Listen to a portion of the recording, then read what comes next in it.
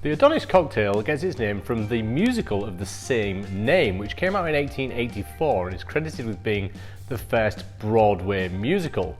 So much so that the bartenders at the Waldorf Astoria created the cocktail in its honour. Now, this is quite a low alcohol cocktail, but it's certainly not low in flavour, so it's worth a try. I'll show you how to make one.